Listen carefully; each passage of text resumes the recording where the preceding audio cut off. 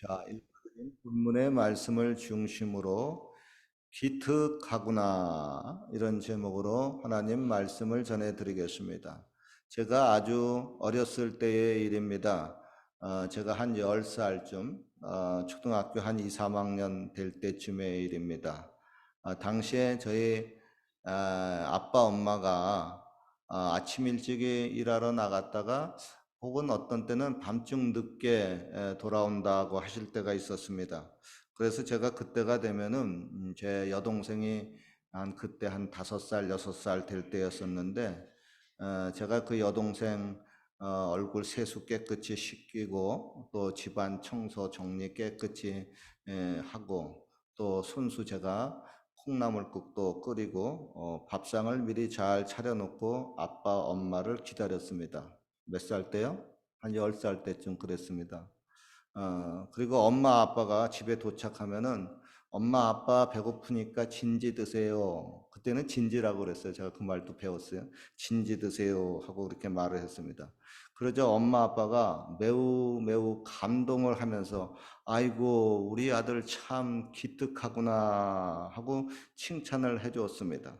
여러분의 경우도 혹시 부모님으로부터 혹은 또 선생님으로부터 혹은 어른들로부터 그렇게 아이고 너 참 기특하구나라는 이런 칭찬을 들어보신 기억이 있을런지 모르겠어요. 물론 옛날에 우리 부모님들의 경우에는 요즘에 그 젊은 그 부모님들하고 좀 달라가지고 그때는 좀 부모님들이 좀 야단을 많이 좀 쳤어요. 요즘에 부모님들은 자기 자녀들 야단 거의 잘 안 치더라고요. 자기 자녀들 칭찬 잘 하더라고요. 아이고 우리 아들 우리 딸 참 잘하는구나. 여보 우리 애가 천재인가 봐요. 천재가 요즘 왜 이렇게 많은지 몰라요. 그러나 여러분, 제가 하여간 어렸을 때는 부모님들이나 어른들이 야단 많이 치고 우리가 그렇게 뭐 부모님들이 야단 치는 거 그렇게 뭐 어려워하지 않고 그냥 대충 야단 받고 그렇게 꾸중 받고 자랐었습니다. 그래서 그런지 제가 하여간 어렸을 때는 꾸중을 더 많이 받은 것 같아요. 선생님이나 어른들로부터도. 물론 시대에 따라서 그리고 또 각자의 그 부모님의 그 성향에 따라서 좀 다르겠지만은 여러분들도 뭐 나름대로 부모로서 그 자녀들 교육하는 그런 뭐 원칙이 좀 있을 거 아니에요? 그런데 성경에 나오는 그 자녀 교육 방법은 자기의 자녀들을 칭찬만 해줘서도 안 되고 또 야단만 쳐서도 안 되고 칭찬과 이 꾸중이 이렇게 겹쳐서 이렇게 해야 된다고 가르치고 있어요. 그리고 또 가장 중요한 자녀 교육은 부모가 먼저 자녀들에게 모범을 보이고 교육하라. 이것이 바탕이다 고 가르치고 있습니다. 성경의 그 마지막 그 책인 요한계시록에 보면은 7교회가 나옵니다. 예수님께서 그 7교회에게 이제 각각 이제 편지를 이제 보내면서 그 교회에 대해서 칭찬도 해 주셨어요. 그리고 또 책망도 하시고 또 그에 따른 또 권면도 해 주셨습니다. 그 7개 교회 가운데 오늘의 본문에 필라델피아 교회가 나옵니다. 이 필라델피아는 그리스어로 형제 사랑이라고 하는 뜻입니다. 영어로도 이거 feel 이렇게 하면은 형제 사랑을 뜻해요.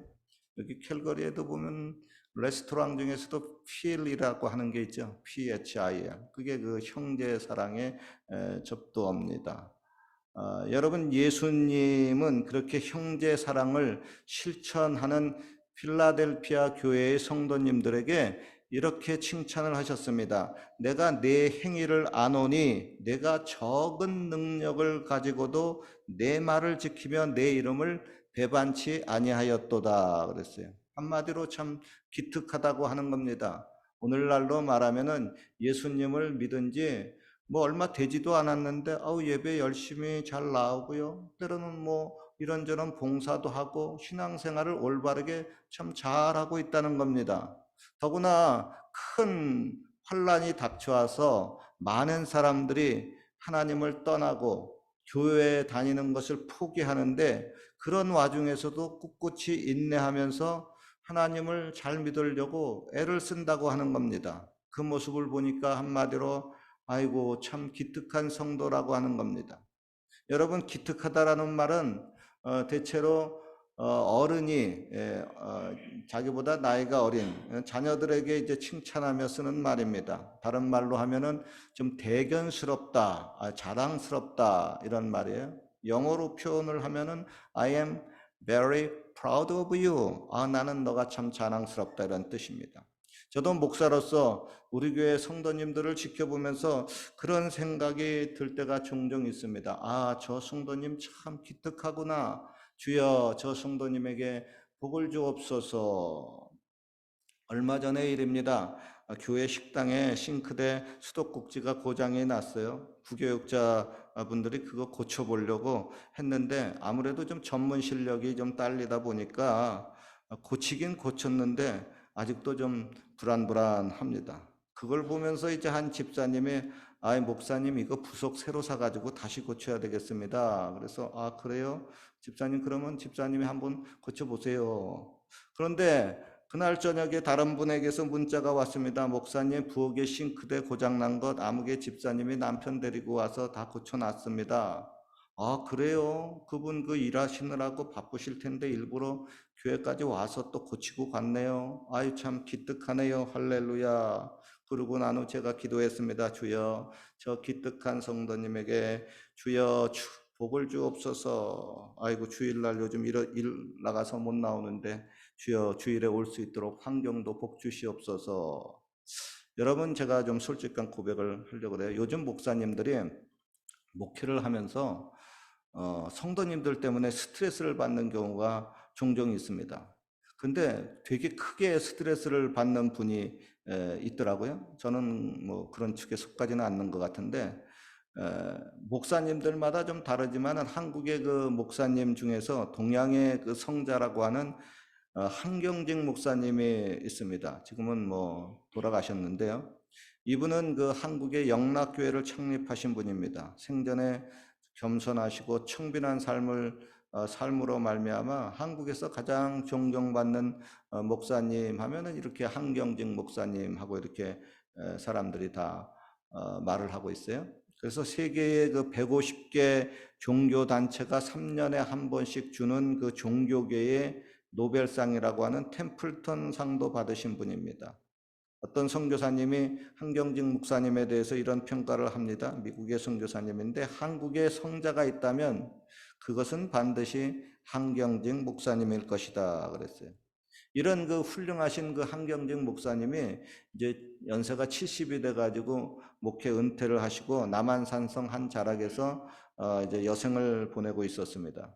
그런데 이분이 한 90 몇 세에 돌아가셨는데 돌아가시기 얼마 전에 치매가 좀 오셔가지고 가끔 좀 목사님이 심한 욕을 좀 하셨어요. 특별히 자기 교회 그 장로님들에게 욕을 많이 했다고 합니다. 물론 연세가 들어가지고 뇌가 좀 뇌세포가 고장이 나가지고 나온 말이지 그 진심은 아닙니다.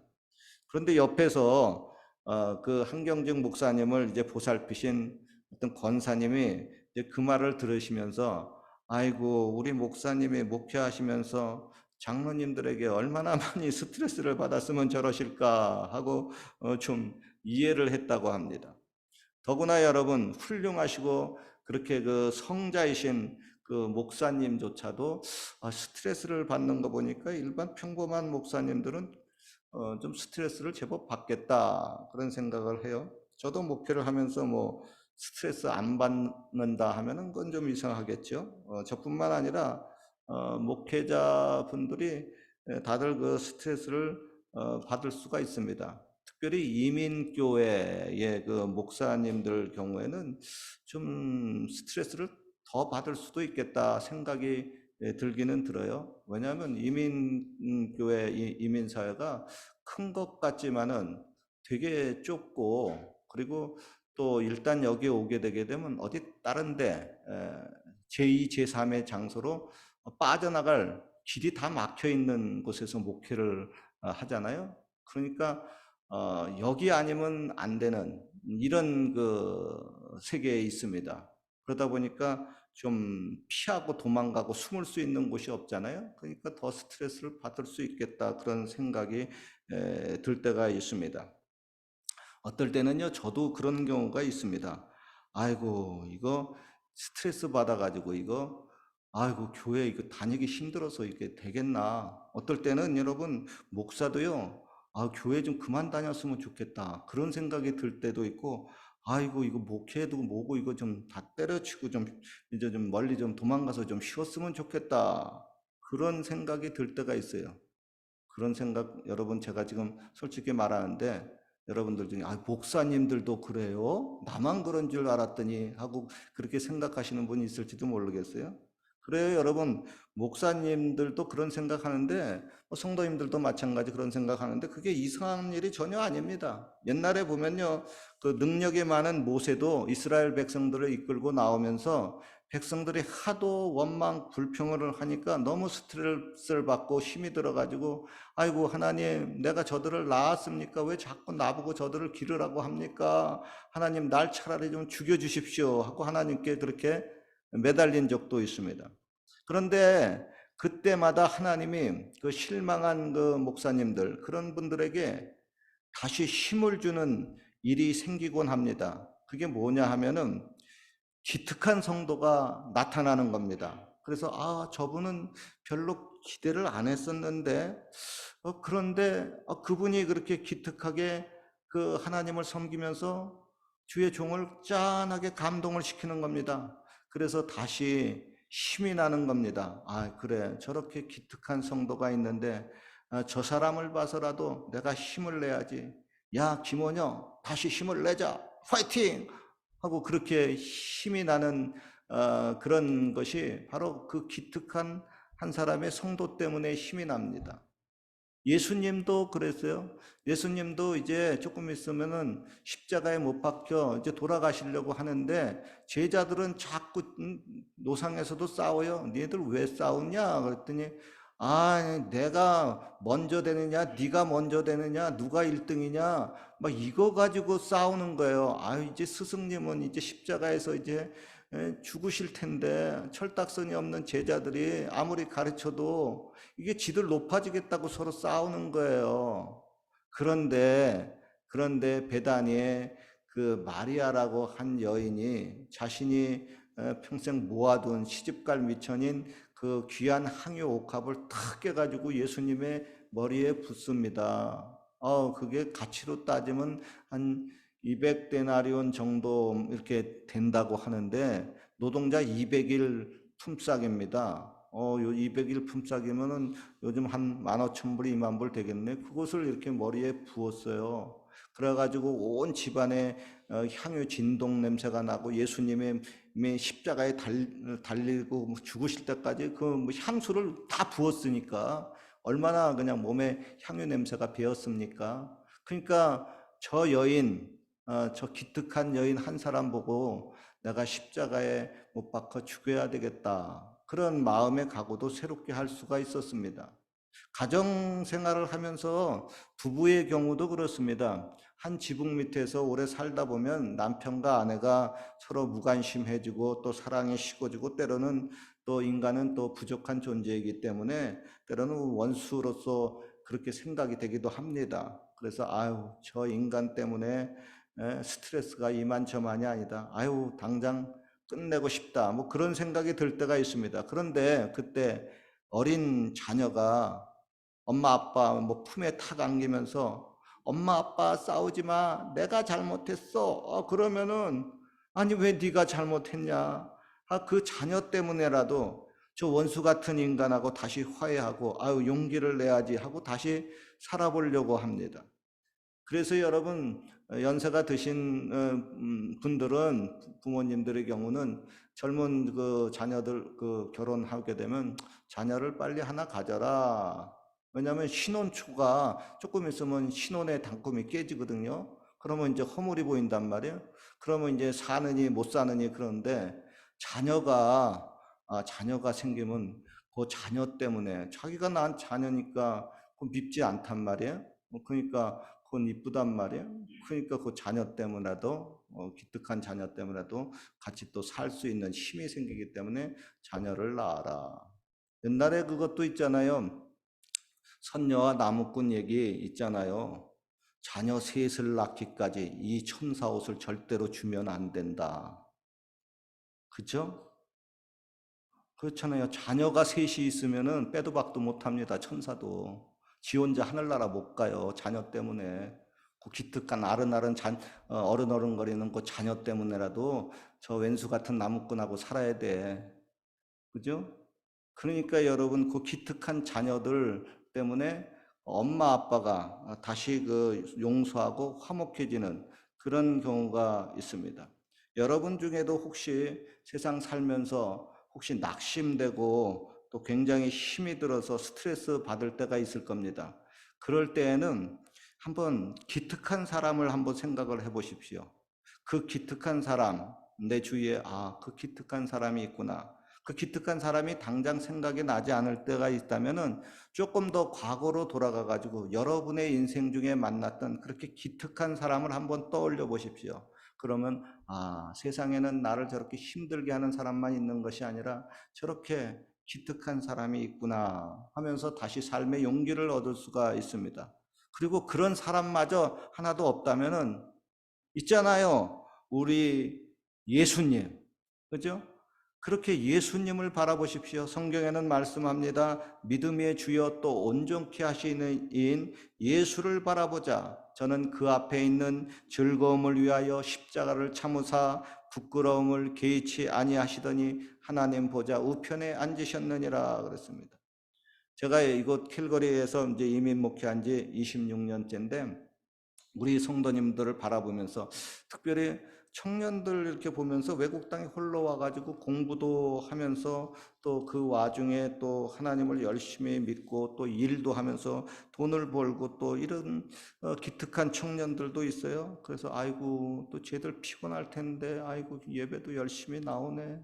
돈도 모자랄 텐데 아이 그 없는 돈에서 또 11조까지 하네. 아이고 아이고 주여 저들을 축복하소서. 여러분 예수님이 그랬습니다. 하루는 예수님이 성전에서 사람들 그 헌금하는 것을 이렇게 물끄러미 보았어요. 그런데 한 가난한 과부가 두렙돈을 헌금을 했습니다. 요즘 돈으로 하면은 뭐 한 2달러 정도 될 거예요.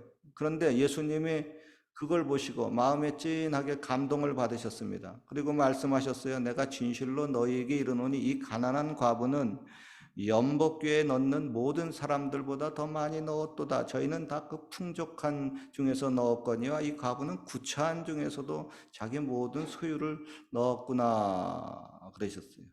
제가 이제 우리 교회 그 중고등부 학생들의 경우도 이렇게 보면은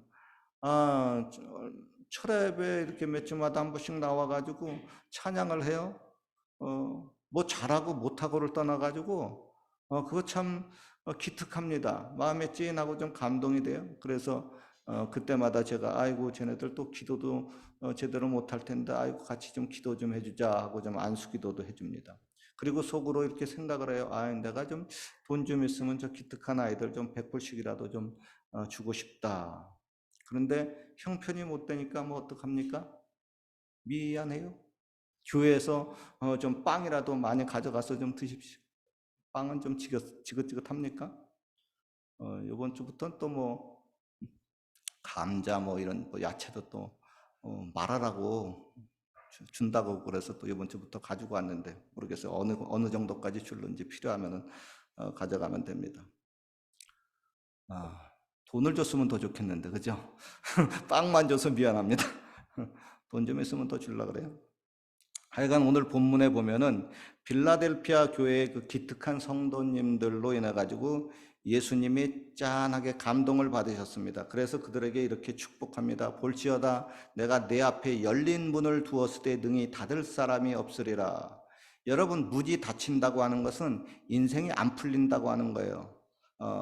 불통이라고 하는 겁니다. 그러나 문이 열린다고 하는 것은 인생이 술술 잘 풀린다고 하는 겁니다. 형통이라고 하는 겁니다. 그러므로 기특한 성도님들이여 그 기특한 모습을 외국 땅에서도 계속 유지하십시오.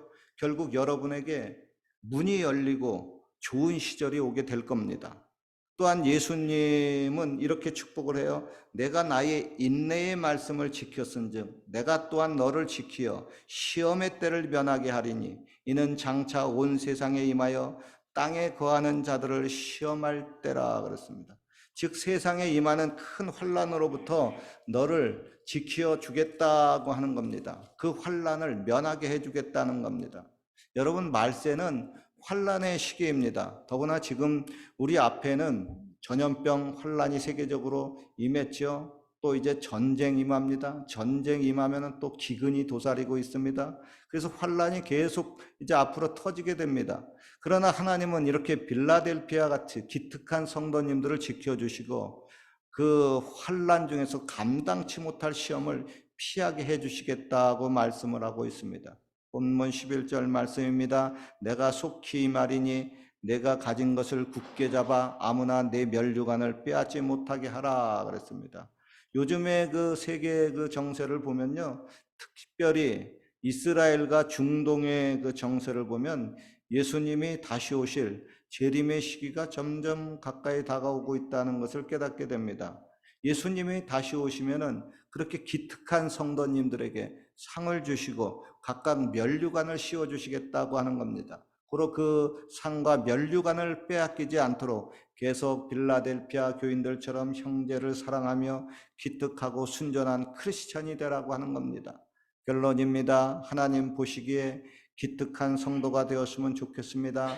타락하지 않고 끝까지 인내하며 아름다운 모습으로 남았으면 좋겠습니다. 그래서 이 외국 땅에서 하늘의 문도 열리고 환란도 면하고 찬란한 면류관도 받고 또 성전의 기둥도 되고 아름다운 새 예루살렘도 상속으로 받으시기를 주님의 이름으로 축원합니다. 기도하겠습니다. 하나님, 귀 있는 자는 성령이